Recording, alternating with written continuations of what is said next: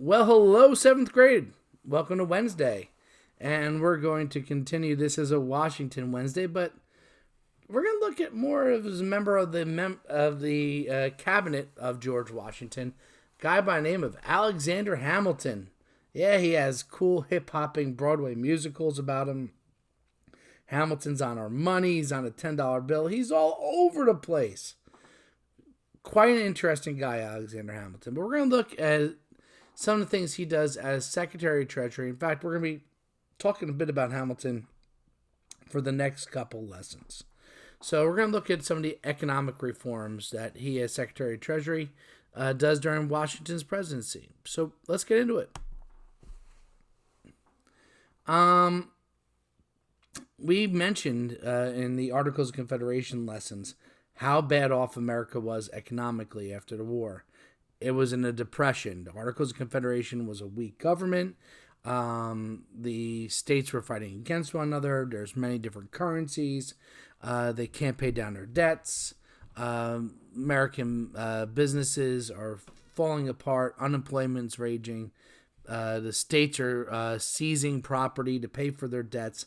Everything was a really hot mess. Well, guess what? Just because you have a constitution doesn't mean that mess went away. It now has to get cleaned up. And one of the major problems is that term that keeps coming up, came up during the French and Indian War, and it's going to just keep coming up and up and up throughout American history, throughout human history. And that's that dirty four-letter word, debt. And the federal government owes about $50 million, which doesn't sound like that much by today's budgets that are like in the trillions. But in its time, it was a ridiculous amount of money. It owed it to soldiers who they convinced to buy bonds to help pay for the war that they were fighting. Hey, if you buy these bonds now, you'll get interest after the war and we'll give you the money back. Well, they need to start paying those back off of the national governments and banks and all these other things that they borrowed money from, France and Spain. They borrowed money from all these different creditors, and now those people want their money. On top of it, the states owe a lot of money, about another $25 million. So that's like $75 million in all. That's a lot of dough. And that debt that the states each individually have is much more collectively owed in the states north of the 13 states of the United States. Cities like Philadelphia and Boston and New York were occupied by the British, were in many ways destroyed by the British, had to be rebuilt. The picture that you see on the screen shows New York City burning. Almost half of New York City burnt to the ground early on in the war. When the British leave, they pretty much leave it a hot mess. Philadelphia, when they left it a hot mess. The Americans now need to rebuild these major cities. And in order to do that, they have to borrow a lot of money. And that puts them in a big amount of debt. So what do we do? If the states have all these debts, they're not going to be able to be part of this country. On top of all the national debt, we have to find a way of solving this problem. And Hamilton argues for something called assumption. What that means is that the federal government should assume or take on or own the debt of each of the states. So let's say you borrow $5 from your buddy. You can't pay him. So I'll say, well, I'm going to assume that debt for you. I'll pay him. I'll pay your friend. So that means now I'm responsible for it. And he knows that without assuming the debt of all the states are going to continue to fall apart. You're going to have more Shays rebellions. They're not going to be able to get credit. then if they can't start paying taxes and being part of the federal government won't be able to start paying its debt, and creditors won't respect the U.S. But if now the U.S. owns all of it, creditors are now going to have a stake in the U.S. If we don't trade with the U.S., if we don't allow the U.S. to try to grow, well, then they're never going to pay us back. We kind of have to work with them.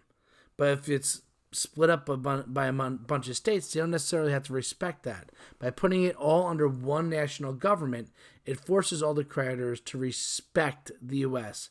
and work with them so that the U.S. can survive and succeed. If they survive and succeed, then all the people that are owed money will get paid back. So they are going to have to trade and work with the U.S. in order to get that done. But not everybody's keen on Hamilton's plan, especially Thomas Jefferson. Thomas Jefferson does not like this at all. This is going to be one of many points that he and Alexander Hamilton are just going to butt heads on. But this is going to be one of the few places that they're going to be able to come up with a compromise. Southerners like Jefferson are like, dude, most of the fighting in the South was in the countryside. Most of our cities are pretty much intact. We don't owe a lot of money. Why should Virginia have to pay New York's debts? That's not fair.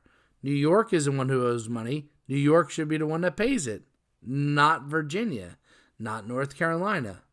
We didn't spend it. We shouldn't have to pay it. And they stand against assumption. And there's a standstill. And Hamilton's like racking his brain. He's like, oh, Jefferson and Madison are going to block me. I'm not going to be able to get this passing through. And I need to find a way of convincing them. So he offers a compromise. He says, if you give us assumption, if you allow the federal government to take on all these debts, in exchange, the national capital, which at this time is in the north, is in New York City, will be moved to the border of, Mr. Jefferson, your Virginia, where you can keep an eye on the national government, on the federal government. We'll put it on the border of Virginia and Maryland, right on the Potomac River. We'll build a whole new city, a whole new capital. And we'll call it the District of Columbia after Columbus. Well, you know that eventually it'll be Washington, D.C. And Jefferson likes that idea. He's like, I like the idea of having the capital in the South, and it's kind of in the middle of both parts of the country. I'm in. And by doing this, by assuming the debt in a lot of ways, Hamilton saves the economy. He further deals now, once the federal government owns the debt, by selling bonds to citizens, by raising taxes. One particular type of tax is going to be a bit controversial. We're going to talk about in order to pay down the debt, but he starts doing that. And that one type of tax that is going to be a bit controversial is going to be a tariff. He puts in place a tariff. What is a tariff? A tariff is essentially a tax on foreign goods. U.S. businesses are losing out to competition in England and other parts of Europe. And he pushes for taxes, high taxes, to be placed on foreign goods. This way, something that's made in England will cost more in America than something that's made in America. So this tariff is basically going to make everything that comes from outside of America more expensive. And this will encourage Americans to buy Americans. Kind of makes sense, you'd think. But not everybody's crazy about this. Because if America starts tariffing or taxing goods coming from England and other countries, well, those other countries in turn are going to tax us. And now things that America ships out are going to become more expensive, and people in foreign countries are going to be less likely to buy from America. Oh, snap. So it works both ways. So this is good for like people in the North who need to have the debt paid off and need to start rebuilding. But for people in the South who are mostly farmers, they don't like this tariff. The raw goods that they're sending over to England now, England is buying less of because they're is taxed and it's more expensive. So they're looking for other places to buy those goods rather than from the United States. The tariff is going to be a big bone of contention that's going to come up again, not just with Mr. Hamilton, but in other presidencies. But using Hamilton's advice, Washington is going to be able to turn the U.S. economy around. It's in essentially a depression when he comes into office, and by the end, the U.S. is on the right road, is making money, and is facing prosperity. Another reason why Washington is one of our more popular presidents. So, your question today is, one, what is assumption in the context of George Washington's presidency? And why did Hamilton want the U.S. government to take assumption of the state's debts? And why did the Southerners oppose assumption? And do you think it was fair? Do you think it was fair for Hamilton to force some states to assume the debts of others for the better of the nation?